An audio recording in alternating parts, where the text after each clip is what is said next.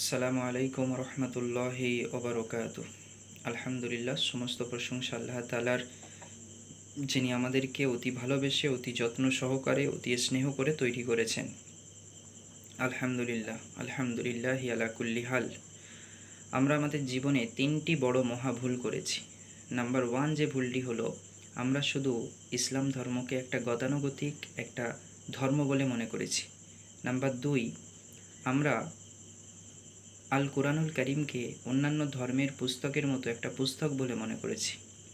Number তিন হলো যে আমরা আমাদের প্রিয় নবী মুহাম্মদুর রসুল্লাহ সাল্লাল্লাহু আলাইহি ওয়াসাল্লামকে একজন ধর্মীয় নেতা, একজন ধর্মীয় ব্যক্তি বলে মনে করেছি। The biggest of the biggest mistake thinking. এটা আমরা কিন্তু বড় একটা ভুল চিন্তাভাবনার মধ্যে পড়ে আছি। তো এটা আমার একটা ছোট্ট মেসেজ, এই ভুল চিন্তাভাবনা থেকে বের হন।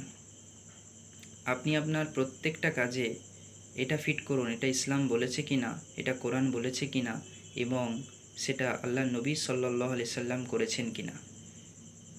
That is your right. এটা তাহলে রাইট। সো কোথাও না কোথাও আমাদেরকে জানতে হবে, আমাদেরকে শিখতে হবে, আমাদেরকে বুঝতে হবে শুধু নামাজ রোজা হজ জাকাতেই ইসলাম নবী আর কোরআন আসবে না। ইসলাম নবী কোরআন সমস্ত কাজে যখন আমরা ফিট করব, সমস্ত কাজে যখন আমরা সেট করব, তখন আমরা আমাদের জীবনে ইহজগৎ এবং পরকাল জগতে সাকসেস হব ইনশাআল্লাহ।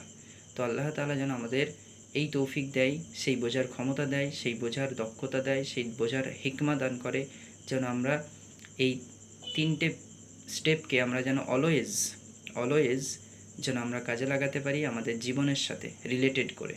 আল্লাহ তাআলা আমাদের সঠিক বোঝার তৌফিক দান করুক। আমিন।